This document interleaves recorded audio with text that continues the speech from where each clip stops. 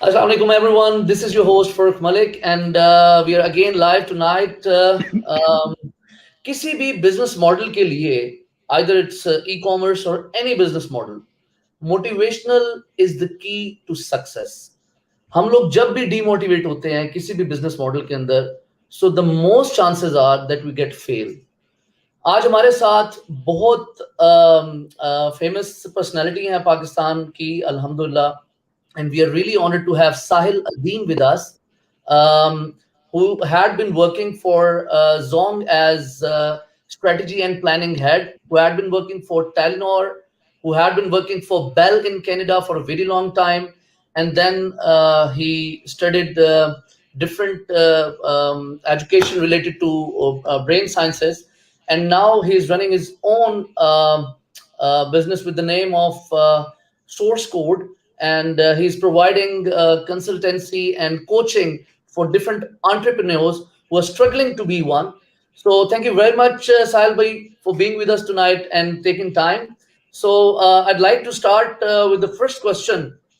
You are the person who's known for advocating against jobs and nokri and jumping into entrepreneurship. What is your philosophy behind this? Oh, it's a very good question. Actually, it's just the perfect question to start with because मेरा जो मैंने बहुत वक्त लगाया है corporate में. Actually, I was at the top of the food chain. मुझे मुझे पूरी तरह स्विंग्स पता हैं कि नौकरी में क्या मामलात होते हैं, ऊपर से कल्चरल स्विंग्स क्या हैं. ये सारा कुछ तो तकरीबन हर बंदे को ही पता होता है जिसकी खास उम्र हो चुकी होती है. 15-20 साल लगा लिए होते हैं उसने अच्छी पोजीशंस पे. मगर मुझे अल्लाह की तरफ से एक मौका ये मिल गया था कि मैं न्यूरो केमिस्ट्री और न्यूरोबायोलॉजी पढ़ना शुरू हो गया था. इवन दो मुझे साइकोलॉजी पढ़नी चाहिए थी ज़्यादा, और शुरू मैंने यही किया था और साइकोलॉजी की ही तालीम और किताबें ले रहा था मैं. मेरी एक कंपनी थी, उन्होंने मुझे ज़बरदस्ती ये करवाया था क्योंकि वहाँ पे कनाडा में लॉ है. पाकिस्तान में तो जिसको बातें करने का शौक होता है वो मोटिवेशनल स्पीकर होता है. बाहर लाइसेंस चाहिए होता है ना, क्योंकि उसके पीछे एक इन्फ्लुएंस का और रिपरकशन का कॉज एंड इफेक्ट एनालिसिस होता है.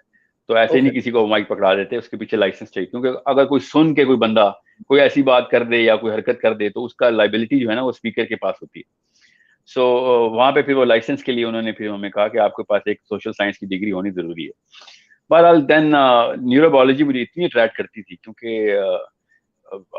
मेरी जो बेसिक जो इंक्लिनेशन थी वो इन्फ्लुएंस ही थी. हम सब की यही होती है कि लोगों से बात करें तो कुछ चेंज भी क्रिएट होना, खाली जबानी कलामी और गुफ्तार की गाजी तो नहीं बनना होता. तो वो फिर मैंने जब ब्रेन साइंसेस खोली, और वो भी मेरे कॉलीग ने मुझे कहा था कि असल में तो कहानी साइंस की जो है ना वो साइकियाट्रिक मेडिसिन में ना साइकोलॉजिकल प्लेटफॉर्म इतना स्ट्रांग नहीं डेवलप हुआ अभी तक इंसानी साइंस के अंदर. तो इंसानी नफ्सियात के ऊपर बस अभी ओपिनियन भी चल रही हैं. बहरहाल वो मुझे पूरी पढ़नी तो पड़ी थी. मगर जब मैंने ब्रेन साइंसेस खोली तो मुझे पता चला कि अल्लाह ताला ने तो सारे निशानियां और सारा कुछ सिस्टम के तौर पे केमिस्ट्री सारी की सारी बनाई हुई है. और उस दौरान फिर मुझे ये भी पता चल गया था कि मेरे साथ क्या चल रहा है, मेरे कॉलीग्स के साथ क्या चल रहा है, एक्चुअली मेरे सीईओ के साथ भी क्या चल रहा है. और जोंग में भी जब मैं था तो बड़ी बहुत ही क्रिटिकल पोजीशन पे था मैं.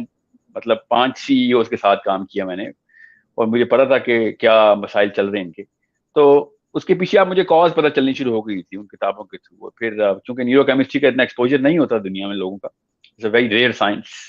एक खास तरह का एक केमिस्ट्री आपकी भी चाहिए होती है, वरना लोग बोर हो जाते हैं या फिर बहुत टेक्निकल होती है उनके लिए.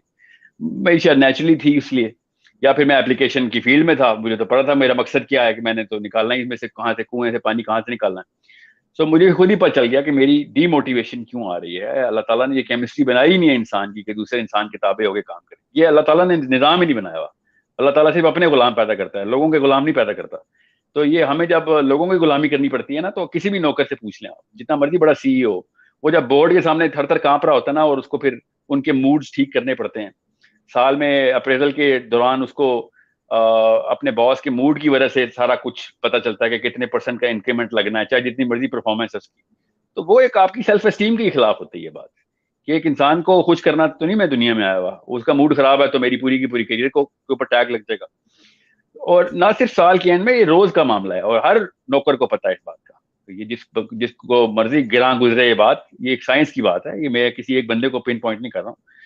तो मुझे फिर ये ताफुन की फजा जो है ना वो मुझे उसका उसकी डेफिनेशन पता चल गई थी कि अंदर से आवाजें और चीखें क्यों आती हैं कि भाई ये क्यों क्यों मैं ऐसे कर रहा हूँ कि कि कंपनी को फायदा पहुंचाने के लिए आ रहे हैं तो ठीक है, पहुंचाते हैं। ये लोगों को फायदा पहुंचाना कब से हमने शुरू कर दिया कि आपका मूड ठीक है तो ठीक है, नहीं मूड ठीक तो फिर मैं ना अहल हूं। आपका मूड ठीक है तो मैं दुनिया का सबसे अहल आदमी हूँ, और आपका मूड ठीक नहीं, आपकी बीवी ने आपको कुछ सुना दिया तो मैं दुनिया का सबसे नाअहल आदमी हो गया। So it's a big problem and people feel it, everybody knows it. ये हो नहीं सकता ना लोगों ने फील ना किया हो, क्योंकि कोई जानवर तो है नहीं, सब इंसान है, अल्लाह ने तनसीब की भी अंदर। तो वो फिर उससे फिर मेरा ना 2006 से ये सफर शुरू हुआ था। It took me a lot of time कि फैसला कैसे किया। इतना आसान नहीं होता इतनी बड़ी नौकरियां छोड़ना। मैं समझता हूँ उन लोगों को जो नौकरी कर रहे हैं, मैं उसको ना ही वो हराम काम कर रहे हैं, तो ऐसा कुछ मसला नहीं है, लोगों की मजबूरियां भी होती हैं। मगर जिस बंदे को ये पता चल जाए कि यार अगर पॉजिटिव साइकोलॉजी के साथ दुनिया में रहना, स्पेशली बच्चे पालने हैं अपने घर में, अपनी बीवियों के सामने हीरो बनते हैं, सीईओ के सामने जीरो बैठे होते हैं। अगर हमारी बीवियां देख लेना हमें अपने सीईओ के सामने, तो अगले दिन खुला का मुकदमा कर लें कि तू हमारे सामने तो बड़ा 30 मार खान बनता है आगे, है दुनिया का सदर है यहाँ पे, और वहां पे जाके तू छोटा बना हुआ किसी का, तो लग पता जाए सबको। सो it's a big problem and I could not face my self. एक वक्त आ गया था, फिर मैंने कहा नहीं यार, जितना मर्जी मेरी जय जयकार हो रही है, और मेरी बहुत जय जयकार हो रही थी, अल्लाह की तरफ से अल्लाह ने बहुत इज्जत दी। People in Zong and Telenor और टेलीकॉम वाले सारे मुझे अभी भी अपने घर का ही फर्ज समझते हैं। मतलब 12-14 तो फेयरवेल डिनर हुए थे मेरे जोंग से पहले, हर डिपार्टमेंट से। अब 10 साल गुजारे थे मैंने उधर, और वो भी बहुत ही अच्छे लोग हैं माशाल्लाह जोंग में। Very very fine people in telecom. Telecom पूरी बड़ी फाइन, मतलब बहुत अच्छी क्लास के लोग हैं। सो पर अंदर की आवाज को आप नहीं चुप करा सकते, जितना मर्जी आप अच्छे लोगों में हो। मैंने तो एक अपने एक सुपीरियर से कहा था कि शुक्र है आपके अंदर थोड़ी रऊनत और फिरौनियत है, नहीं तो मैं नौकरी ना छोड़ता कभी। क्योंकि इमोशनल टाइज इतने होते हैं ना, आप नहीं नौकरी छोड़ते। ज्यादातर लोग इसीलिए नौकरी नहीं छोड़े, उनका टाइम बहुत अच्छा गुजरा उधर से, That's उनको true. बहुत अच्छा मिल गया है, और whatever the reason is, ये नहीं देखते कि पूरी बिल्डिंग, मतलब एक आम एम्प्लॉय भी पूरी कंपनी से ज्यादा बड़ा पोटेंशियल और न्यूक्लियर बॉम्ब है, वो चलता ही नहीं है, बस उसको पिस्तौल बना के गोलियां चला रहे हैं वो बेचारे। तो इंसान का पोटेंशियल जो है ना, वो जब आपको रियलाइज होता है, तब आप कहते हैं कि नहीं यार, I have to take a chance, and if I can not manage this, it's a different story, but if I can not listen to this voice, तो फिर तो मतलब जाती है, अपने साथ जाती है कि आप उन आवाजों को बंद करना शुरू कर दें या डिनाइल में चले जाएं आप। That's तो फिर true. मैंने That's नौकरी छोड़ के अपनी कंपनी रजिस्टर की, okay. और अल्हम्दुलिल्लाह वो मसले आए, अल्हम्दुलिल्लाह अल्लाह की तरफ से वो मसले आए कि जो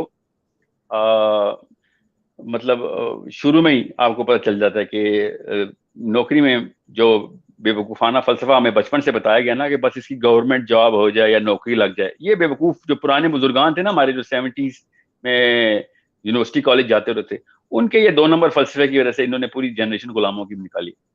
सो उन्होंने नौकरी नौकरी नौकरी डाला हुआ था।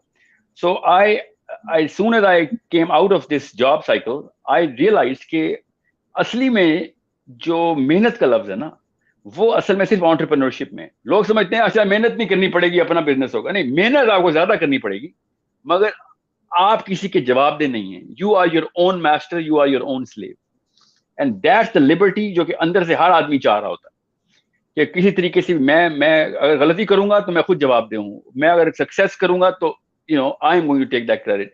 No one is going to ask me a question के मेरा अप्रूवल चाहिए आपको। इस लिबर्टी को एंजॉय करने के लिए एक इंसान जो है ना एंटरप्रेन्योरशिप में आता है कि मुझे अपना जिम्मा तो उठाना है। नौकर तो कभी भी अपना जिम्मा नहीं उठाता। आप किसी भी बड़े से बड़े सीटीओ सीएफओ से पूछ लें, ब्लेम गेम खेल रहे होते हैं कि किसी और डिपार्टमेंट में ब्लेम चला जाए।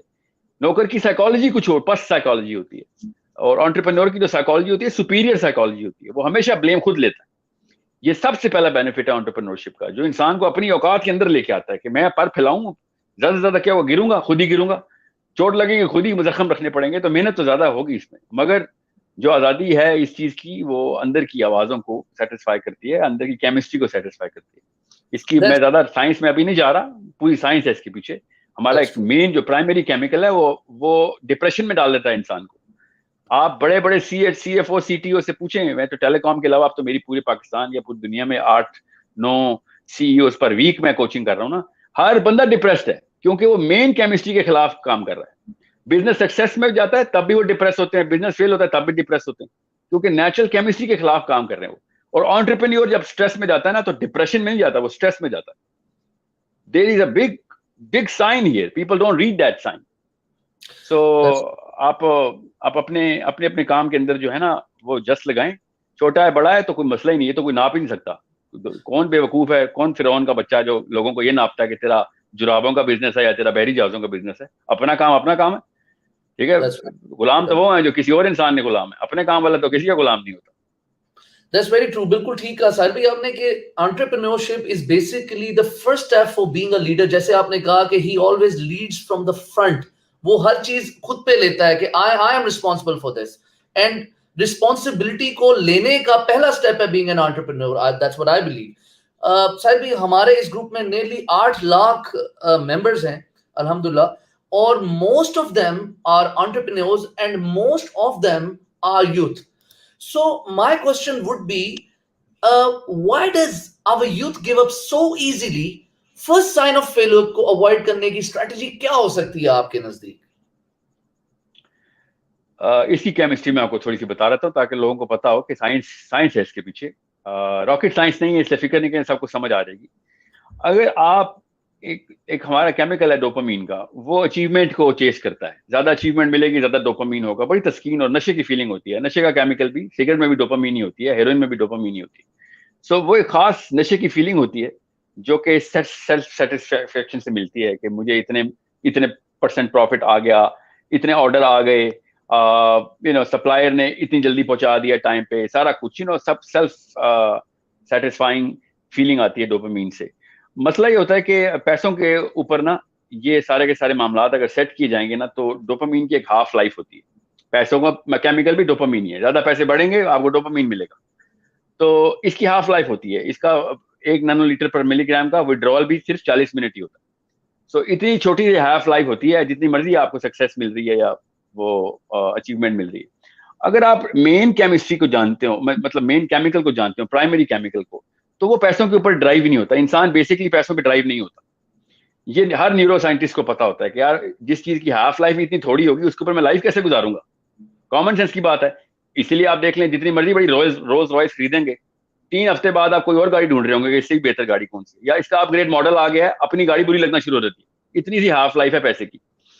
जितनी मर्जी जो मर्जी घर खरीद लें आप, अचानक उसके अंदर से निकल के उससे भी बड़ी की जस्त लगाने की कोशिश करते हैं। डोपामीन का केमिकल इतना कोई इसे कहते हैं ना छोटी उम्र रखता है अपनी। अब हमें ट्रेनिंग में ये मिला हुआ है, विरसे में मिला हुआ है। मैंने आपसे कहा ना ये पिछली जनरेशन ने तबाही मचाई है, सोच के मेयार को इतना पस्त कर दिया कि माल ज्यादा आ रहा है तो ठीक है, अपनी बेटियां भी दे देंगे आपको, हर चीज इज्जत भी दे देंगे आपको, आपको इज्जत की निगाह, आपकी मतलब नॉन सेंस ओपिनियन को भी लॉजिकल डिक्लेयर कर देंगे सिर्फ इसलिए कि आपके पास घर बड़ा है, गाड़ी बड़ी है। हर बंदा उसकी बात ऐसे सुन रहा होता है कि अच्छा बड़ा पैसा बनाया, और हवाई तुक्के लगा रहा होता है अगला बंदा। उसको विरसे में मिले होते हैं पैसे, उसके मतलब कुछ ऐसे डिसीजंस बाय डेमोग्राफिक या इकोनॉमी में या मार्केट की तरफ से बेहतर हुए होते हैं। उसने कोई स्ट्रेटजी नहीं बनाई होती, या बनाई भी होती है तो वही वाली स्ट्रेटजी कई जगहों में फेल भी हो रही होती है। उसके पास एक्सटर्नल क्लाइमेट से इतने अच्छे अल्लाह ताला की तरफ से मामला हो रहते हैं कि वो बड़ा बिजनेसमैन बन जाता है। सो वी थिंक ओ दुनिया में सबसे ज्यादा वाइज आदमी भी यही है। ये लोग जो है ना ये मरवाते हैं। फिर अगली जनरेशन पैसों को समझती है कि पैसा डिटरमिन करेगा कि आप सक्सेसफुल हैं कि नहीं। Even though there is no one who is rich and is not looking to become even richer and gets depressed when he does not become even richer. Millionaires इसलिए डिप्रेस्ड हैं कि वो बिलियनर्स नहीं है, billionaires इसलिए depressed हैं कि वो ट्रिलियनर्स नहीं है। तो फायदा क्या फिर? सो इट्स अ बिग प्रॉब्लम। इसीलिए जब हाफ लाइफ छोटी होगी तो जैसे ही आपको पहला फेलियर मिलेगा ना तो आप समझेंगे कि उस्ताद की कहानी खत्म, मेरा दिमाग भी फारिग है, मेरी स्किल भी फारिग है, और सेल्फ एस्टीम शैटर हो जाएगी आप। इवन तो ना दिमाग की कोई उसमें इजारादारी थी, ना स्किल की इजारादारी थी, और थी भी तो वक्त के साथ स्किल बनती है, आईक्यू भी वक्त के साथ बनता है। उस वक्त को लगाने के लिए आपका जो पैरामीटर ऑफ सक्सेस है वो पैसे होने नहीं चाहिए।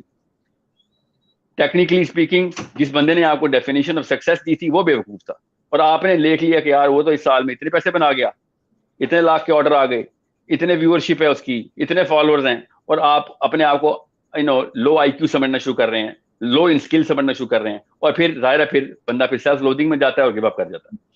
ये इतनी जल्दी होता है रिएक्शन कि आप सोच नहीं सकते। आपको एक हफ्ते के फेलियर भी मिलेंगे और लोग तौबा कर लेंगे कि नहीं मुझसे नहीं हुआ। एक हफ्ते के अंदर डिसाइड कर लेंगे कि ये अमेज़न ही 2 नंबर है, जेफ बेजोस 2 नंबर है, सिर्फ इसलिए कि उनका अपना जो है ना वो हौजरी का बिजनेस ही सही चल सका। This is a problem where you have to understand कि जिस बंदे ने आपको केमिस्ट्री गलत ट्यून की थी वो बेवकूफ था, उसको पता नहीं था, सिर्फ इसलिए कि उसके बाल सफेद हो गए थे तो आपने समझ लिया कि वो जो टेक्निकल करेक्टनेस है ना, बेसिकली उसको एक्सीलेंस कहते हैं। अब आप खुद टेक्निकल एक्सपर्ट्स हैं, ट्रेनर करते हैं, मास्टर ट्रेनर हैं, आप पीछे से पूरा सिस्टम समझाते हैं बच्चों को। लोगों को इस तरफ लेगेसी की तरफ लेके आए कि भैया जो टेक्निकली मास्टर करेगा चीज को हम उसकी इज्जत करेंगे। ऑर्डर ज्यादा आना ना आना ये बहुत छोटी सी बात है। जिस बंदे को साइंस नहीं समझ आई अभी तक अमेजोन, मैं अमेजोन एग्जांपल दे रहा हूँ, हर फील्ड में ऐसी होता है। मैं आपको इसकी ऐसी मिसाल देता हूँ जो कि हर बंदे को समझ आ जाएगी।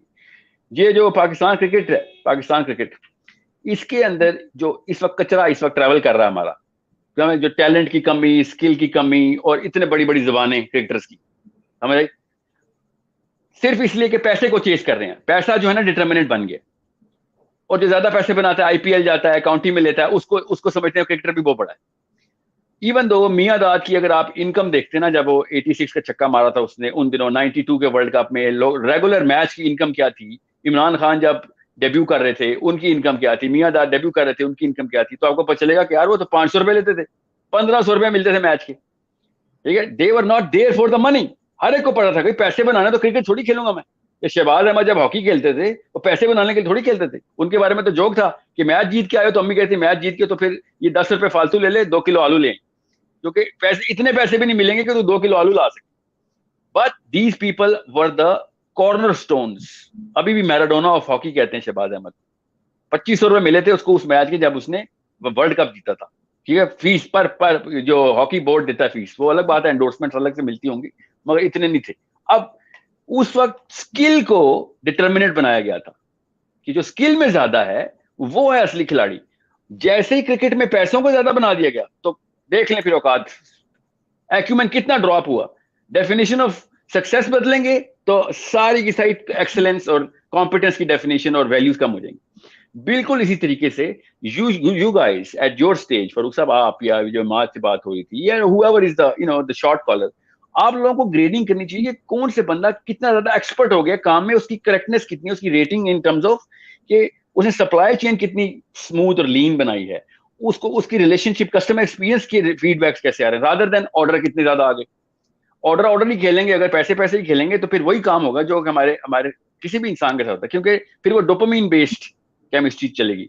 अगर आप दूसरा केमिकल करेंगे ना जो कि स्किल बेस्ड करता है तो उसमें डोपामिन नहीं होती, वो सेरोटोनर्जिक रिएक्शन, सेरोटोनिन होता है, वो कंपेयर करता है कि मेरी स्किल वर्सेस दूसरे की स्किल कैसी है। मैं आपसे एक मिसाल के तौर पर सवाल करता हूँ, पाकिस्तान में कितने ही बंदे इस वक्त जो सुन रहे हैं, उर्दू में बात हो रही है, वो अमेजोन के अंदर अपनी किस्मत आजमाई कर रहे हैं।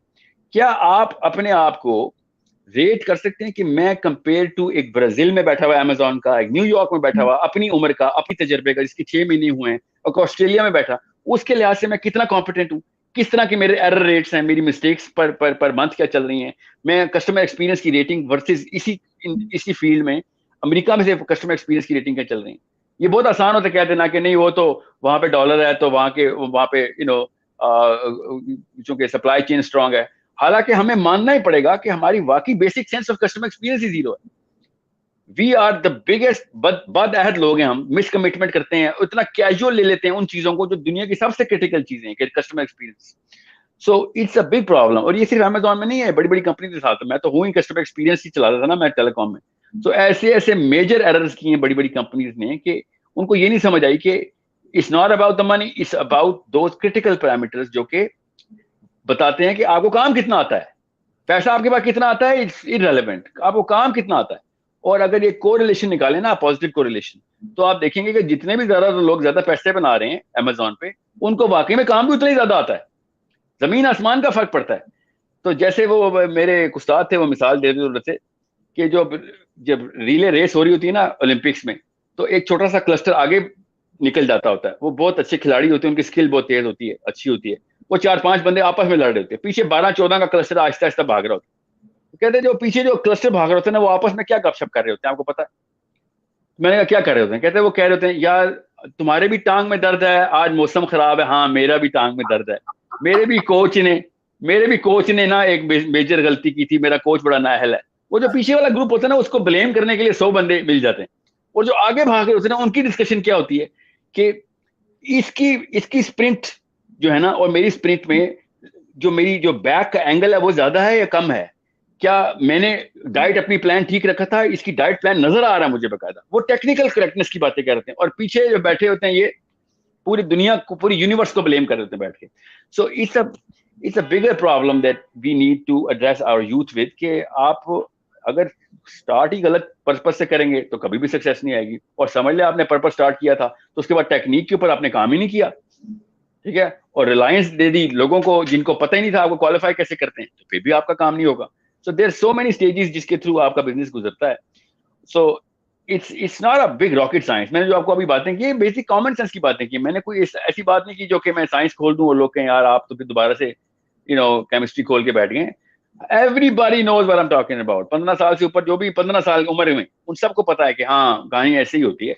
स्कूल में भी यही होता था, कॉलेज में भी होता था, यूनिवर्सिटी में भी होता था, शादी के बाद भी ऐसे होता था, दफ्तर में भी ऐसे होता था, और अब अमेजोन में भी ऐसे ही होता है। That's true. That's very true, साहिल भाई, कि हमें ये सोचना है और ये मोटिव बनाना है अपना when we are trying to be an entrepreneur, कि हमें स्किल पे ध्यान देना है, हमें स्किल को लर्न करना है, rather than ये कि इस रेस में लगे हुए हैं कि पैसे देखो उसने इतने की सेल की, उसका आज स्क्रीनशॉट आ गया $10,000 के रेवेन्यूज का, उसने इतनी अर्निंग कर ली और मैं अभी भी स्लो एंड स्टेडली जा रहा हूं, मुझे कुछ समझ नहीं आ रही क्या होगा। और ऑल ऑफ अ सडन वो होता क्या है कि वो जो हाई रेवेन्यू वाला सेलर होता है somehow वो अचानक कोलैप्स कर जाता है, और वो जो स्लो एंड स्टडीली अपने मोटिव को, टेक्निकल स्किल्स को ग्रो करने के ऑब्जेक्टिव को लेके चल रहा होता है, अल्टीमेटली वो प्रिवेल करता है। That's true. मेजर ही चीज है ना, देखिए मेजर गलत चीज कर रहे हैं। पैसे मेजर करेंगे तो पर्पस ही गलत था आपका। स्किल के पॉइंट स्टार्स मेजर करेंगे, कस्टमर एक्सपीरियंस की रेटिंग मेजर करेंगे तो पता चल जाएगा भाई सही चीज सही पर्पस से आए हो तुम। साहिल भाई, यू वोंट बिलीव कि इतनी सख्त जरूरत थी इस बात की, हम लोगों के इतने बड़े जॉइंट ग्रुप में 8 लाख लोगों के, कि हर बंदा ऑनेस्टली स्पीकिंग, मतलब I am the research and development head of this company अल्हम्दुलिल्लाह, और मैं देखता हूं कितनी इंक्वायरीज हमें आती हैं कि I also want to earn, I also want to earn, I also want to earn. Nobody is even concerned I want to learn, everybody is concerned I want to earn, I want to earn, I want to earn. तो जो learning के पीछे जाता है ना, honestly मेरे जितने students हैं, आई ऑलवेज टेल देम भाई बात सुनो, पैसे जितने इन्वेस्ट कर रहे हो ना वो ठीक है, आपकी बात, आप इंशाल्लाह अल्लाह आपको कामयाब करेगा, लेकिन नुकसान होगा, बिजनेस का असूल है, उसमें नुकसान होता है, लेकिन आपको कंसिस्टेंट रहना है, आपको लर्निंग पे ध्यान देना है, you need to learn it rather than focus on earning. देखिए वही बात है कि अगर आप लर्निंग पे फोकस करेंगे, ऑब्जेक्टिव आपका लर्निंग होगा, तो वेरी ऑब्वियस है कि अर्निंग तो आपका आपका मतलब प्री रेक्विजिट कह लें या उसको बाय प्रोडक्ट कह लें, उसको वो तो आना ही आना है साथ, वो तो पैकेज है, वो तो आ जाएगा। लेकिन जो अर्निंग के साथ जाता है और लर्निंग के ध्यान नहीं देता, वो कोलैप्स कर जाता है in no time. So it was a great comment from your end for the second question. So we'll be moving to the third one, Sahil bhai. What are the mental and psychological problems that our youth has to cope with before they jump into entrepreneurship? This is very important, I believe. Yeah, that's the key. That's the core. अगर आपके दोस्त यार, आपके मामा चाचा, आपके अम्मा अब्बा शुरू से ही बस ये बता रहे हो ना कि dollar, total number of dollars कितने आए हैं बैंक में, तब पता चलेगा तेरी औकात क्या है। तो बस फिर आपकी साइकोलॉजी, आपको फिर दफ्तर नहीं अस्पताल जाना चाहिए लिटरली, और वहां पे आपका बेसिक अमेजोन होगा पूरी तरह। वहां पे आपको सक्सेस और डेफिनेशन पहले क्लियर की जाएगी कि मामला आपके साथ हुआ क्या है। आपने जो बात की ना वही है कि अगर मुझे ये नहीं पता कि मेरी जो औकात है ना वो पैसे नहीं, वो मेरी वैल्यू। जैसे मैं आपको मिसाल दूं कि अल्लामा इकबाल कितने बड़े शायर थे, कोई बंदा नहीं बता सकता जब तक उसको शायरी ना आती हो, ठीक है, कॉमन सेंस की बात है।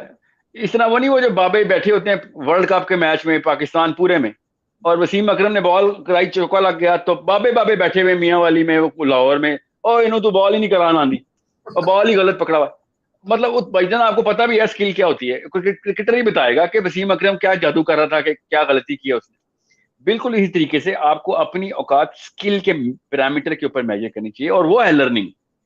अगर आपने 1 साल में डॉलर की वैल्यू निकालनी थी तो आपने स्टार्ट ही गलत किया था। आपको चाहिए था इस साल मुझे ये पॉइंट्स चाहिए, और आपकी ट्रेनिंग प्रोग्राम में वो मेजर बताया जाता है कि किस तरीके से आप अपने आप को एवेल्युएट करेंगे, लिटरली अपनी औकात बताएंगे कि आपको कितनी अच्छी क्रिकेट खेलनी आती है, कितने पैसे बना रहे नहीं बना रहे। अब तो मुसलमान, हमें तो पता है जितने लिखे उतने ही आने, ठीक है, मगर ये तो आपके हाथ में है, अल्लाह ने आपको बताया हुआ था कि भाई ये तो तू बताएगा कि तूने किस लेवल पे एक्सीलेंस लेके आया था। और ये कोई छोटी बात है कि जितनी ज्यादा आपको स्किल आएगी उतना ही ज्यादा, लेकिन पैसे आए ना आए मुझे फर्क नहीं पड़ता, मगर पैसे क्यों नहीं आए, क्या गलती, कहाँ चले गए, कितने का नुकसान, किस किस मेरी गलती की वजह से हो, ये नहीं पता तो आप तो इस काबिल ही नहीं कि आपके साथ बिजनेस किया जाए। इफ यू डोंट नो कि कहाँ से स्टिक टूटी हुई है तो ठीक कैसे करेंगे आप। सो बिजनेसमैन वो नहीं होता जिसके पास पैसे ज्यादा हैं, या जिसके पास बुरा बिजनेस वो होगा जिसके पास पैसे कम है। बुरा बिजनेसमैन वो होता है एंटरप्रेन्योर, उसको ये नहीं पता होता कि गलती क्या कर रहा है वो। सो वो रिलायबल ही नहीं होता। अगर एक मेरे जहाँ मेरी टीम के बच्चे जब मुझे कहते हैं ना सर ये जो प्रमोशन रन की थी ना ये इस वजह से फेल हुई थी, तो आई प्रमोट देम कि बिल्कुल ठीक कर रहे हो तुम, तुम्हें पता है कि कहाँ पे गलती हुई है। अगर तुम्हें यही नहीं पता क्या, और ये कह दो सर आजकल वो लोगों के मूड खराब हैं या फिर पॉलिटिकल अनरेस्ट चल रहा है, और इस तरह के हवाई तुक्के नहीं चलेंगे, मुझे स्टैट्स बताएं, साइंस बताएं। If you know the science then it's okay, फिर तो जो अल्लाह ने लिखा था फेलियर हम एक्सेप्ट करेंगे। मगर आपको यही नहीं पता क्यों हो रहा है, तो आप फेलियर तो मैं फिर भी एक्सेप्ट करूंगा, इसके अलावा मैं बचा रहा क्या, मगर आपको एक्सेप्ट नहीं करूंगा क्योंकि आपको काम नहीं आता। So if you know where the money is coming in, if you know where the money is not coming in, तो ठीक है आपकी स्किल ठीक चल रही है, और आपको ये भी पता है कि क्या क्या टेक्निकल एरर्स मैं अभी कर रहा हूं या 6 महीने पहले करता था अब नहीं कर रहा, तो आप बिल्कुल ठीक ट्रैक के ऊपर हैं। ये आप शुरू में ही अगर बच्चों को बताया जाएगा कि पता है अमेजोन में 6 महीने में आप तो 1.5 लाख रुपया महीना कमाना शुरू कर दे, ये किस बेवकूफ को, मतलब ये कौन सा सांचा है जिसके ऊपर आप सेट करते हैं दुनिया को। ये वो नाअहल लोग हैं जिनको सोचना नहीं आता था, उन्होंने बच्चे तबाह किए। फिर जब वो आते हैं वो कहते हैं यार मेरे तो 15,000 नहीं बने इस महीने में, बल्कि 2.5 लाख का नुकसान हो गया। वो मेजर ही कुछ और कर रहे हैं। सब्जी की दुकान पे बैठ के आप आम के रेट तो नहीं पूछेंगे उससे। तो बिल्कुल इस तरीके से you are going to be evaluated, you should evaluate yourself कि मैं कितने परसेंट स्किलफुल हूं। आप क्या सबूत है, मेजर किया उसका, what kind of mistakes did I make before, customers ने क्या बताया मुझे, क्या मुझे पता था कि कस्टमर मुझे ये पहले से ये बताएंगे।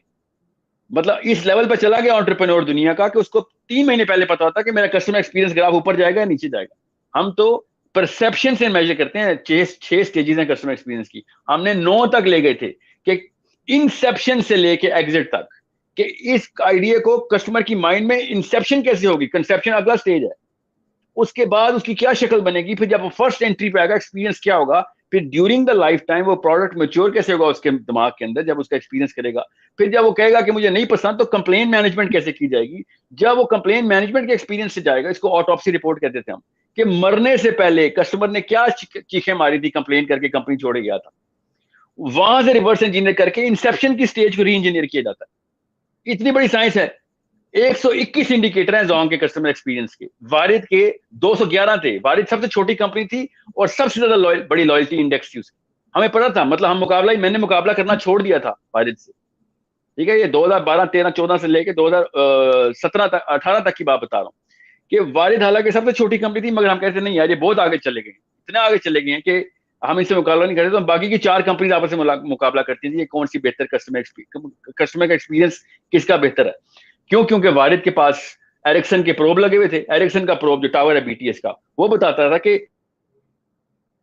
रन टाइम पे ऊपर कहां से फ्लक्चुएट करें डेटा की, अभी पता चल रहा है वो मियां वाली से लाहौर का ट्रेवल कर रहा है तो कितना डेटा की स्पीड फ्लक्चुएट की उसकी एक एक इंच के ऊपर। हमारे पास ZT के चाइना के प्रोब लगे थे, हमें पता चलता है जब बंदा अगले बीटीएस तक पहुंचता है तब वो भी पिंग और उसमें प्रोब लगा होगा तब जाके पता चलेगा।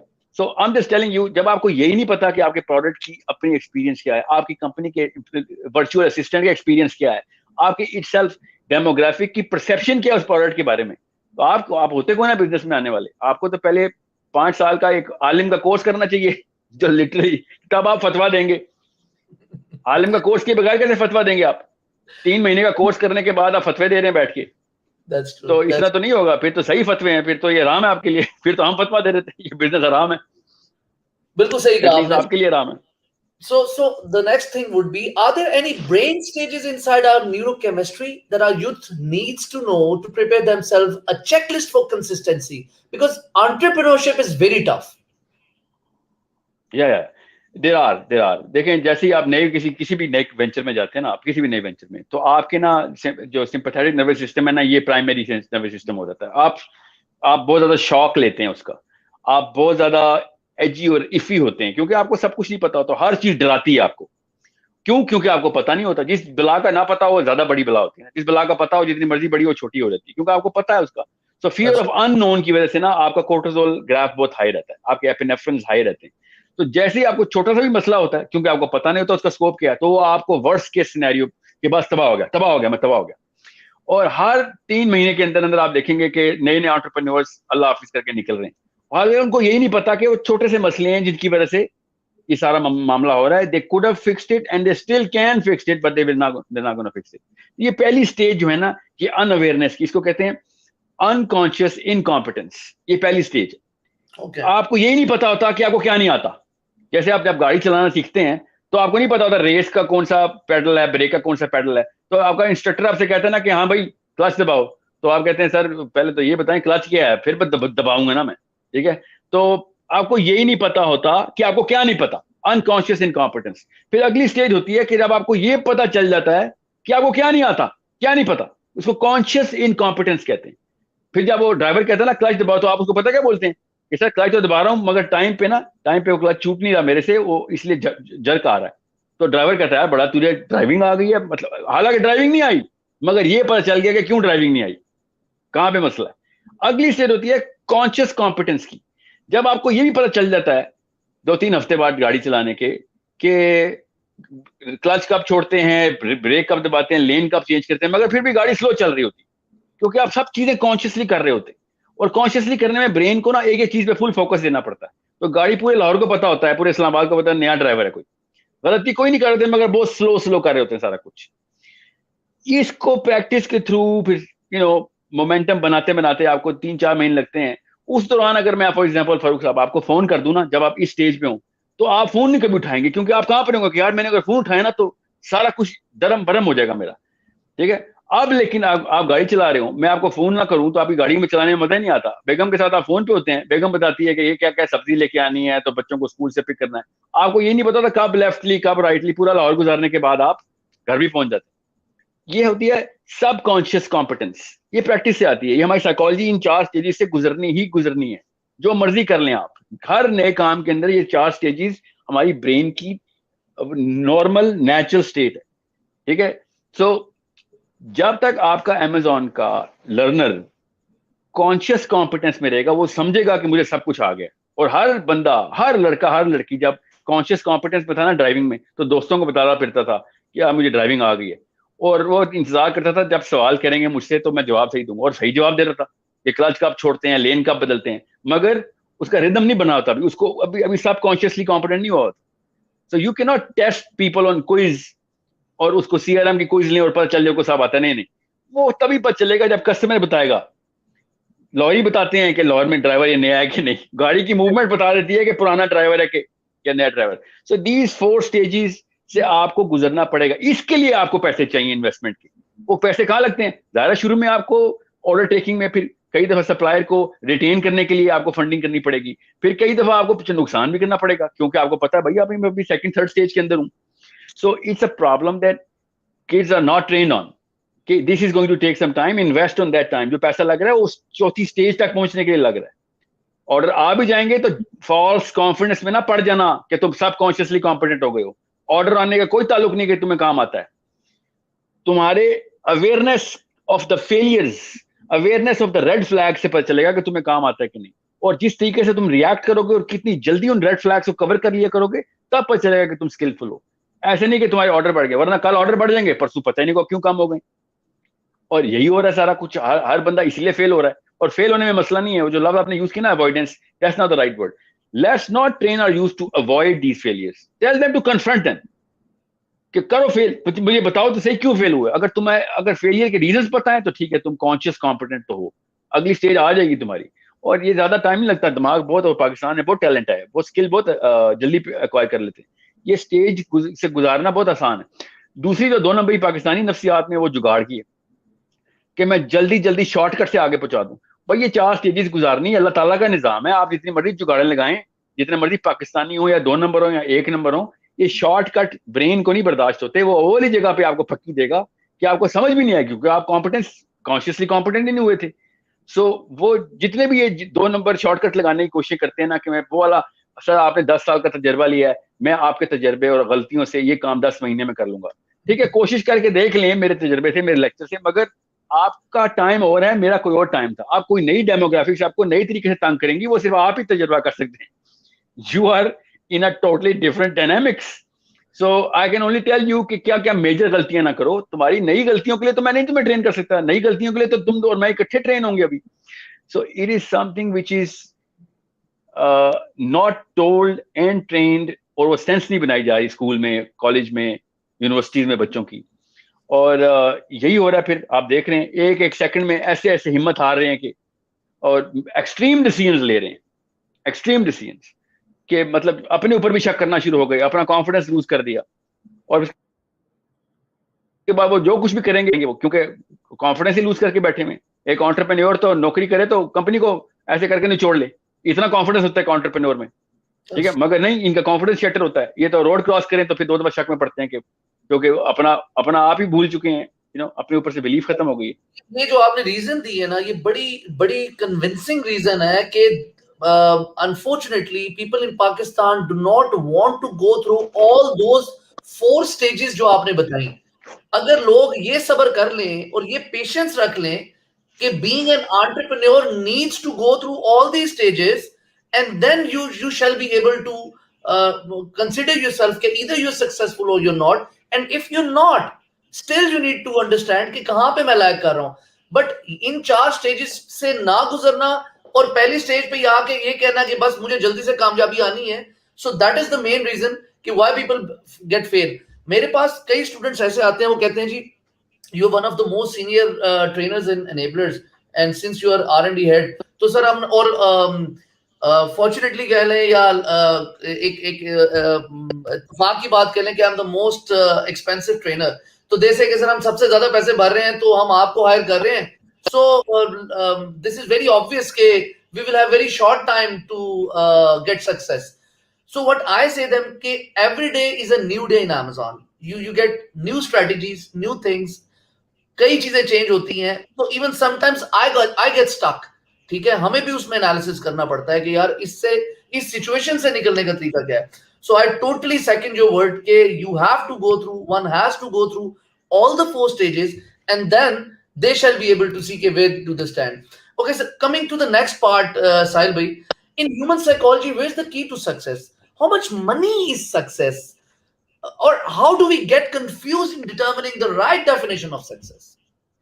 Money, that's the wrong definition ना। पैसे is not going to determine success। पैसे आपको आपकी यूटिलिटी देते हैं, सक्सेस नहीं देते। और अगर आपकी यूटिलिटी कम है तो फिर आपको कम पैसे चाहिए यूटिलिटी के लिए। सक्सेस फिर भी नहीं बोलेंगे आप उसको। बिलियनियर सक्सेसफुल होता तो फिर वो 10 बिलियन के लिए ना चेस कर रहा होता। ठीक है, पैसा, स्किल आपकी इस लेवल की है कि आप अगर देखिए, मेरे वालिद साहब मुझे कहते थे कि कोई भी काम करना तो याद रखना कि दुनिया में सबसे अच्छा करना बस, वरना वो काम ना करना। ठीक है, कोई भी काम करना बस दुनिया में सबसे अच्छा करना। मेरे वालिद साहब शायर थे, तो एक तो उनसे किसी ने पूछा कि आप नज़में क्यों नहीं लिखते, आप गजलें लिखते हैं। तो कहते मैंने वजीर आगा की नज़में पढ़ ली थी, डॉक्टर वजीर आगा, तो मुझे पता चल गया था मैं ऐसे नहीं लिख सकता, इसलिए मैंने नज़म की कोशिश ही नहीं की कि जो चीज मैं नंबर 1 नहीं मैं सबसे अच्छी नहीं कर सकता। नंबर 1 का गलत लफ्ज है, मेरे से गलती हुई है। नंबर 1 का मसला नहीं होता, जो काम मैं कर रहा हूँ बस मैं सबसे अच्छा मैं करता हूँ। जब आप किसी काम में सबसे अच्छे होते हैं ना, तो मैं फिर बता रहा हूँ आपको, दुनिया खुद ही आपके गिट चक्कर लगाना शुरू कर देती है, आपको किसी को बताने की जरूरत नहीं होती। मगर अगर आप अपने पैसे नापना शुरू हो गए हैं तो फिर तो आपको तो मतलब आपको तो शर्म आनी चाहिए कि मतलब किस बेवकूफ ने आपको बताया कि आप इस काबिल हुए हैं कि आप लोग आपके ऊपर डिपेंडेंट हो। क्योंकि आप तो एक सेगमेंट डिप्रेशन में चले जाएंगे, पैसे कम हुए, नुकसान हुआ, आप तो खत्म हो गए। That's true. बड़े बड़े बिजनेसमैन ऐसे ऐसे अरबों खरबों डॉलर नुकसान के करने के बाद वापस खड़े होते हैं, खुश होते हैं। बल्कि एक बार तो वारन बफे कह रहा था कि the best time of my life, कि छोड़े वारन बफे को तो कोई नहीं जानता होगा, बिल गेट्स ने कहा, मैंने कहा वो इंटरव्यू में एंकर ने कहा कि आपका अपना लाइफ का बेस्ट टाइम क्या है, जब आपको पता चल गया कि यार ये मेरी लाइफ, अगर टाइम मशीन मिले तो वापस उस टाइम पे जाऊं। कहते जब मैं गराज में था, जब मैं था ना, जब मुझे पता चल गया था मैंने क्या चीज बना दी है, उसके बाद कहता उस लेवल की कोई और चीज मैं दोबारा बना नहीं सका, अब खाली अपग्रेड ही करता हूं उसको। जो सबको पता है Windows 3.1 was the biggest achievement of Bill Gates, $80 billion was not the achievement of Bill Gates. जो चीज उसने बनाई वो स्किल थी, वो थी असली चीज उसकी। पूरी दुनिया के घर में हर कंप्यूटर में लगी हुई है सब विंडोज, वो बनाई। $80 बिलियन तो कारून ने भी बनाए थे। कारून को तो नहीं बुलाते यूनिवर्सिटी में, हम क्या है ना लेक्चर दें हमने भी आप जैसा बनना है।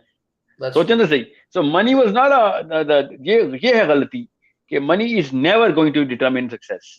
और अगर जो लोग, दो लड़के आपस में बैठ के पैसे नाप रहे हैं, तो या तो उनके माँ बाप ने उनको कमतर कर दिया है सोच, या बस माँ बाप ने सोचा ही नहीं इस बारे में, तो इसलिए कमतर हो गए। वो बहुत छोटे लोग हैं जो पैसे नापते हैं।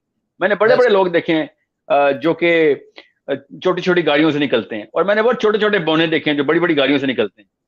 ठीक है, और एक बात करने के बाद 100 बातों में से 85 बातों में पैसों की बातें होती है। बंदे घिन आती है कि यार तू की दुनिया में इसलिए आया हुआ, तू पैसे नापता रहेगा, हमें तेरे से क्या सीखना है। तो कोई ऐसा काम ना करें कि जो आप दुनिया में सबसे अच्छा नहीं कर सकते। और अगर आप दुनिया में सबसे अच्छा नहीं भी कर रहे, एटलीस्ट कोशिश तो वही जारी है आपकी, एक दिन में तो कोई नहीं सीखता ना। So it is something which is irrelevant of money. Success is all about कि आपका, और ये बाय द वे मैंने क्यों कहा, इसके पीछे केमिस्ट्री, सेरोटोनिन का जो केमिकल है ना, वो नापता ही है। आप खुद बताएं, आपने अपने बच्चे को अस्पताल लेके जाना हो, कैसे पता चलता है कि किस डॉक्टर के पास लेके जाना है? और उसे आप सोचें जरा, कॉमन सेंस का सवाल है। डॉक्टरों की कोई लिस्ट आती है अखबार में, डॉन न्यूज में, सबको पता होता है इस्लामाबाद में सबसे अच्छा पीडियाट्रिशियन कौन है, कार्डियोलॉजिस्ट नंबर 1 कौन चल रहा है। ठीक है, कोई लिस्ट तो नहीं लगी होती ना। कॉम्पिटेंस खुद ही बताती है, लोगों के रिव्यूज बताते हैं, कस्टमर एक्सपीरियंस बताता है कि कौन नंबर 1 है, सारे ऑर्डर उसकी तरफ ही जाते हैं। फिर कॉमन सेंस की बात है। हर इंसान को, गाड़ी का मैकेनिक, गाड़ी खराब हो जाए, आप साथ करीब वाले मैकेनिक के पास नहीं जाते, आपको पता होता है कौन सा मैकेनिक कहाँ पे है। लड़कियों को पता होता है कपड़े खरीदने कौन सी जगह पे सबसे अच्छा कपड़ा मिल, हर एक को पता होता है कॉम्पिटेंस कहाँ पे है। ये कॉमन सेंस की बातें हैं, ये रॉकेट साइंस नहीं बता रहा हूँ। गाड़ी के मैकेनिक का अगर हमें पता है, तो अमेजोन पे आपका समझ रहे हैं कस्टमर्स को नहीं पता कि कौन सा वेंडर कौन सी चीजें कहां से लेनी है। मैं सबसे बड़ा दाई हूं, मैं लिंक्डइन पे कैंपेन चला चुका हूं कि दराज.com फ्रॉड है। क्यों? क्योंकि ट्रांसपेरेंट की बजाय ट्रांसलूसेंट लिफाफे देते हैं कि कोई खोल के ना देख ले अंदर वही ऑर्डर आए कि नहीं। इतने बड़े चोर हैं ये लोग। ठीक है, और जब खोल दो 90 दिन की पॉलिसी है रिटर्न की। ये कस्टमर एक्सपीरियंस होना चाहिए था। हर 100 में से 30 ऑर्डर कोई और निकलते हैं। भाई तू ट्रांसपेरेंट लिफाफा दे ताकि पता चले वही ऑर्डर है कि नहीं। और अगर नहीं देता तो फिर उसी वक्त खोल के कस्टमर का रिव्यू ले लेके नहीं मैंने ये चीज नहीं मंगवाई, उसी वक्त वापस लो। लाइबिलिटी कस्टमर को डाल दी उन्होंने। कंपनी तबाह होनी होती है ना, तो इस तरह की छोटी सी मिस्टेक करती है। अब उसका सीईओ मुझे लिंक्डइन पे पूछ रहा था हमें बताएं। मैंने कहा अगर तुझे यही नहीं पता मसला क्या है इतने बड़े खत के बाद, तो तू खुद ही ना है। फिर तेरी वजह से ही हो रहा है, घर का बाप चोर है असल में, इसलिए ये चोरियां चल रही। that's तो true. It's a problem, That's true. It's a problem of competence. ये होती है सक्सेस की डेफिनेशन। ये ना मुझे कोई बताए दराज ने कितने पैसे बना लिए, फिक्र नहीं करें, बड़ी बड़ी कंपनियों ने बनाए थे पैसे, फिर खत्म हो गई। Ajay Sahil bhai, since the time we have started this session, you had been telling us, and that is, I totally second that. Okay, money is not at all the criteria for being called successful. But I would ask a very personal question. You may I hope you won't mind that. You're known as the most expensive coach who's charging 175,000 per hour. Are you also money hungry? Does that motivate you? ये पुराना rate है sir, अब तो बढ़ गया। So no, but I'll tell you, that's a very good question. मेरे 40 घंटे लगते हैं या 50 होंगे महीने के जो मैं पेड कोचिंग करता हूँ। 200 घंटे मैं फ्री कोचिंग करता हूँ every month. You have to understand that. क्योंकि मुझे पता है कि मेरा असल में पर्पस क्या है और मुझे क्यों इतना रेट रखना पड़ा है। ऑब्वियसली आप उस ट्रैफिक को मैनेज करते हैं, और प्राइसिंग की पूरी साइंस है। प्राइसिंग के पीछे एक पूरी साइंस है, उसका ना टॉपिक है आपका, जो नहीं तो मैं आपको बताता प्राइसिंग कैसे सेट की जाती है। वरना आप कस्टमर की साइकोलॉजी गलत ट्रिगर कर रहे होते हैं। बहरहाल मेरे डिफरेंट टीयर्स के ऊपर डिफरेंट रेट सेट होते हैं। ये आपने जो रेट बताया कॉर्पोरेट के लिए, द पॉइंट इज मेरा 50 आवर्स एक तरफ और 200 आवर्स फ्री एक तरफ है, और काम वही है, मगर वो उन लोगों के लिए जो पैसे नहीं अफोर्ड कर सकते। भाई दे आर बिल्डिंग अप, उनके बिजनेस क्रैश हुए होते हैं, हम बकायदा फॉर्म परफॉर्मा फिल कराते हैं, किधर नुकसान उठा के आए हम तुम्हें बताते हैं कैसे वापस खड़ा होना है। ठीक है, most of them are religious sessions होते हैं ज्यादातर तो, मगर स्टूडेंट्स को तो नहीं बेचारा अफोर्ड कर सकेगा। सो लाइक इधर आ, तुझे पैसों की वजह से थोड़ी जज करना मैंने, तू ये बता दे कि तूने किधर किधर क्या क्या नुकसान किए, नहीं पता चल फिर जीरो से वापस जाओ, पहले तो अमेजोन से ट्रेन होके आओ ना, काम क्या करते हैं। मैं तो तुम्हें वो बताऊंगा साइकोलॉजी कैसे ठीक करते हैं, अपनी साइकोलॉजी को स्ट्रॉन्ग कैसे करते हैं। मैं तो लाइफ कोच हूँ, ठीक है, बिजनेस स्ट्रेटजी बनवानी है तो आए। मैं तो वो तो नहीं बताऊंगा कि अच्छा अमेजोन के ऊपर सप्लायर कैसे लाएं, वो तो टेक्निकल एक्सपर्ट्स बताएंगे, मुझे तो नहीं पता टेक्निकल एक्सपर्ट्स का। So it's it's not about money hunger. अगर मनी हंगर होती तो फिर तो मैं 1-1 घंटा चार्ज करता, और मैं फिर एटलीस्ट ना भी चार्ज करता तो एटलीस्ट हर रोज 8 घंटे काम करता जैसे कि एंटरप्रेन्योर्स करते हैं। तो मैं टोटल 50 घंटे पर मंथ काम करता हूँ, क्योंकि मेरे और बहुत काम है। आई एम श्योर अगर आप यूट्यूब करेंगे तो पता चल जाएगा मेरे क्या काम है। दुनिया Totally. का आने का मकसद पैसे तो बनाना नहीं था, इसलिए मेरे ज्यादातर घंटे तो अल्हम्दुलिल्लाह मेरे अपने बड़े बड़े कामों पे, मेरे मतलब अल्लाह के कामों पे चल रहे होते हैं। So it's a bigger problem that you have to solve. और जब आपको पर्पस पर चल जाता है तो फिर आप रेट भी सेट करते हैं, क्योंकि वहां पे पैसे लगाने होते हैं, मुफ्त में कोई काम नहीं होता, अल्लाह के काम के लिए भी पैसे चाहिए होते हैं हमें। तो हमने वो मशीन चलाने के लिए पैसे चैनल किए हुए होते हैं। सो Okay. अल्लाह ताला के पैसे हैं, अल्लाह ने जिसने को देने हैं, जिसने लेने हैं, वो अल्लाह ताला का काम है। तो अल्लाह ताला के काम ही करें आप। हम जितना कितना बिजनेस कर लेंगे, 50 साल के बंदे से पूछें, तंग आया होता है असल में। वो कहता है यार मुझे अंदर से सेटिस्फेक्शन नहीं आ रही, मैं क्या करूं, पैसे तो बना रहा हूं मगर अंदर से हॉलोनेस क्यों आ रही है। तो उसके लिए मैं कहता हूँ बेटा पहले बिजनेस नहीं, पहले पर्पस सेट करते हैं, बाद में बिजनेस करते हैं, फिर आपको बिजनेस की भी यूटिलिटी पता चल जाएगी। अभी मैं आपको फॉर एग्जाम्पल बता दूं, 50 करोड़ रुपए ले लें, क्या करेंगे उसका? घर गाड़ियां खरीदेंगे, फिर क्या होगा? नथिंग। वो तो पहले ही है आपके पास, बड़े घर ले लेंगे, बड़ी गाड़ी ले लेंगे। जब मगर पर्पस सेट होगा आपका, बड़े कामों की तरफ पहले इन्वॉल्व होंगे, तो आप 50 करोड़ कहेंगे सर ये कम है, मुझे मुझे 82 करोड़ रुपए चाहिए, क्योंकि मेरा इस वक्त की फिजिबिलिटी वहां पे ना नहीं, अस्पताल बनाना है फॉर एग्जाम्पल। हमें पर्पस सेट हुआ होगा तो फिर पैसों की यूटिलिटी पर चलती है। पर्पस नहीं सेट हुआ, फिर कौन होता है कहने वाला कितने पैसे सक्सेस है कितने फेलियर है? फिर तो 50 रुपए भी सक्सेस है, फिर तो $5 बिलियन भी फेलियर है, जब पता ही नहीं करना क्या है पैसे का। So it's a very good question, and people should realise कि पर्सपेक्टिव ऑफ मनी क्या है असल में। That's great. That's great. The last question for this amazing session: should we propagate greed for money? Every motivational book Yeah. uses greed as a positive tool for success. Great entrepreneurs praises the greed for money to create entrepreneurship. Gordon or Branson, etc., boast about it openly and train the youth for it. How do you see greed for money? Well it is primary currency यही बताई जा रही है इस वक्त आपको, और गोरे नहीं, पाकिस्तान में भी आप देखें पैसों की जो सक्सेस की डेफिनेशन पैसे से नापना। ऐसा ऐसा मोटिवेशनल स्पीकर पैसे को पिवट बना के बैठ के बेवकूफ मतलब बच्चे खराब कर रहा है और कुछ भी नहीं कर रहा दुनिया पूरी में। आप अंदर से पूछ लें, अपने अंदर से आवाज आएगी आपको कि पैसे वाला बंदा चाहिए, मकसद वाला बंदा चाहिए आपको। तो आप कहेंगे यार मकसद वाला बंदा चाहिए, कॉमन सेंस है, ठीक है। ईदी चाहिए या नवाज शरीफ इमरान खान चाहिए? ईदी चाहिए भाई, ठीक है, कॉमन सेंस है। पर्पस वाला बंदा हमें अट्रैक्ट करता है, ठीक है। सो इट्स अबाउट 1785-83 में जब ये शुरू हुआ ना, ये ग्रीड फॉर मनी का कॉन्सेप्ट हॉलैंड से शुरू हुआ, फिर विक्टोरिया ने तो 4 चांद लगाए। इस लेवल तक चलेगी कि दुनिया पूरी की मलका थी, तू लिटरली पूरी दुनिया की मलका थी, फिर भी हीरोइन काश करती थी, क्योंकि जब ग्रीड आ जाए फिर कोई लिमिट नहीं होती आपकी। तो it's a bigger problem that a human child, जो लड़का और लड़की अगर पैसों के ऊपर तनसीब हो गई है उनकी जिंदगी के मकसद की, तो फिर तो कोई लिमिट नहीं है। ग्रीड का मतलब ही ये है कि कोई लिमिट नहीं है। जब लिमिट ही नहीं है तो फिर आप कभी भी सेंस ऑफ अचीवमेंट नहीं लेके आ सकते, फिर आप हमेशा डिप्रेस्ड हैं, फिर आप $100 बिलियन पे भी डिप्रेस्ड हैं, क्योंकि लिमिट ही कोई नहीं सेट की, ठीक है। और यही मसला था, ये हमारा, हम मुसलमान हैं, हमें पता है कि नबी इस्लाम ने इरशाद फरमाया कि आदम का पेट जो है ना, उसको जब एक सोने का पहाड़ मिलता है तो वो दूसरे सोने के पहाड़ की तरफ लालची हो जाता है। आदम का पेट से कब्र की मिट्टी भरेगी। इस grid is the worst thing that they did. और ये कहते हैं कि बेस्ट मोटिवेटर ये है कि इंसान को कितनी हंगर थी, मनी हंगर कितनी थी। आपने सही पकड़ा है। ऐसा ऐसा जुमला, मैं आपको जुमले कोट कर रहा हूँ मोटिवेशनल स्पीकर के। अगर आपके अंदर मनी हंगर नहीं है तो आप बिजनेसमैन नहीं बन सकते। इतना कोई बेशरम आदमी था उसने ये बात कर दी। और देख लें फिर यही बात है, तो फिर क्यों गालियां देते हैं हम नवाज शरीफ, जरदारी, इमरान खान? क्यों क्यों किस आते हो? मनी हंगर है भाई। यही तो हमारे तो सरदार होने चाहिए लोग। मनी हंगर ही थी। जितने भी करप्ट बैंकर्स हैं, करप्ट बिजनेसमैन हैं, क्या क्या बेचारे उन्होंने क्या किया? ग्रीड ही रखी हुई थी ना। तो greed was never a tool, greed was a disease. और इस गोरे को अपने मुंह के बली गिर रहा है इसीलिए क्योंकि अंदर घरों में बच्चे कोकेन पी रहे हैं, बाहर लोगों को ग्रीड के लेक्चर दे रहा है। उसको खुद भी पता है कि 2 नंबर आदमी है। बच्चे खुदकुशियां कर रहे हैं, ओवरडोज से मर रहे हैं अपनी बेटियां बेटे उसके, मगर बाहर जाके ग्रीड के लेक्चर क्यों देता है? क्योंकि बिकता है बेचारा, रोजी कमा रहा है बैठ के, झूठ पे रोजी कमा, हम उसको सच मान रहे हैं। उसका अपना ही एक्सरे कर लें तो पता चल रहा आदमी। सो जिन लोगों के बिगर पर्पसेस डिफाइंड है, वो बिजनेस में अल्लाह उनको तरक्की दे। मैं तो चाहता हूं ऐसे लोगों के पास पैसा है जिनका मकसद है। याद रखिएगा, बस जाते जाते बता दूं, अगर आपके पास बगैर मकसद के पैसा आ जाए तो आप छोटे से बौने बन जाते हैं, क्योंकि फिर आप एक कीड़े हैं जो कि हर एक को काट रहे खा रहा है, बस एक छोटा सा कॉकरोच है, आप हर गटर में पाए जाएंगे आप। मगर अगर आपके पास मकसद आ गया है और फिर आपके पास पैसा आ रहा है, तो फिर आप दुनिया के सबसे बड़े आदमी बन जाते हैं, क्योंकि फिर लोग आप पे पैसे निछावर करते हैं, फिर आपको पैसा चाहिए होता है, फिर पैसा आपके पास आता ही आप अब्दुल सत्तार ईदी बनते हैं, फिर आप नेल्सन मंडेला बनते हैं, क्योंकि आपका पैसा मकसद के बाद आया है।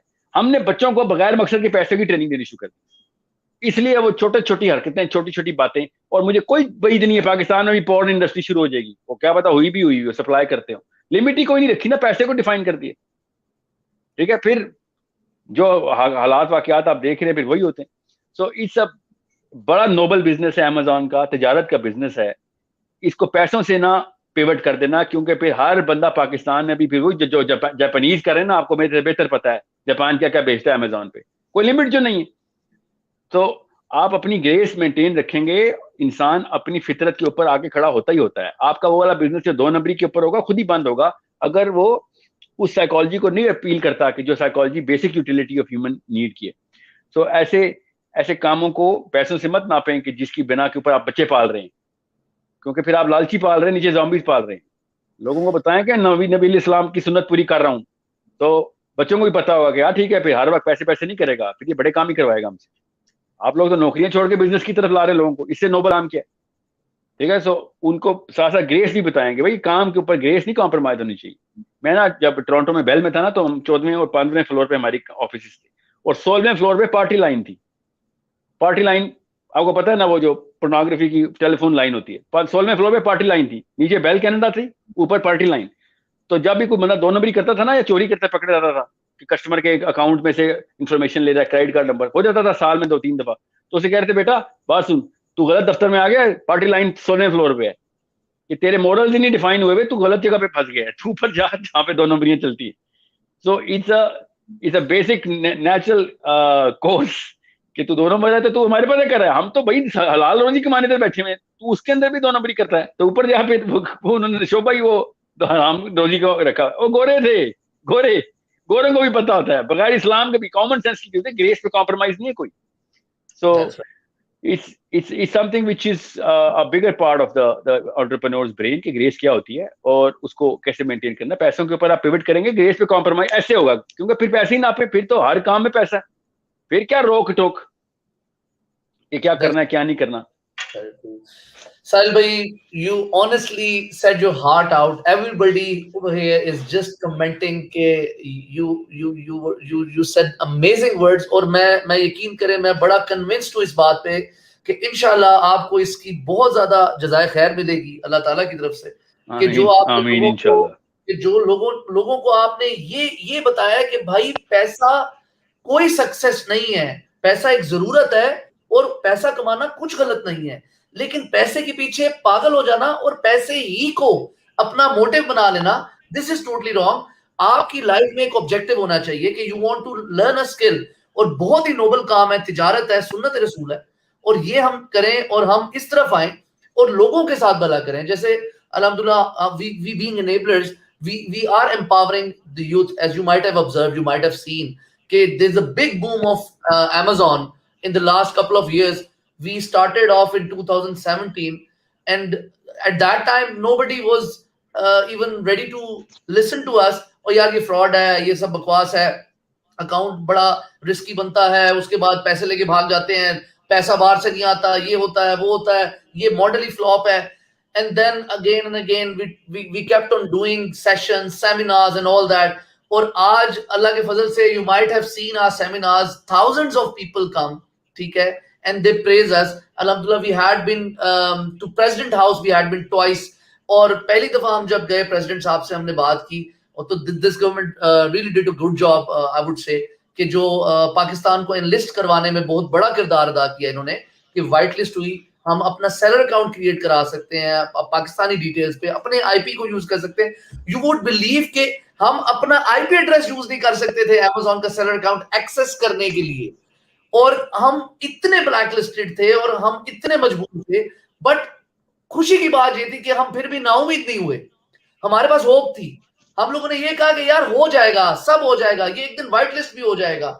और आज इस साल मतलब वो खुशखबरी हमने सुनी इन जून दिस ईयर कि अल्हम्दुलिल्लाह अल्लाह के करम से उसके फजल से वी गॉट व्हाइट लिस्टेड, और अब हम अपने आईपी पे अमेजोन का अकाउंट ना सिर्फ एक्सेस कर सकते हैं, अकाउंट क्रिएट भी कर सकते हैं। और उस वक्त भी हमारी कंपनी ने एक फरियाद की पूरी पाकिस्तान के अवाम से कि भाई आपकी मेहरबानी, अकाउंट बनाना कोई काम नहीं है, काम समझो, काम को सीखो, स्किल को सीखो, स्किल को लर्न करो। ये जब आ जाएगा तो अकाउंट बनना भी मसला नहीं है और पैसे तो आ ही जाएंगे, वो बाय प्रोडक्ट है।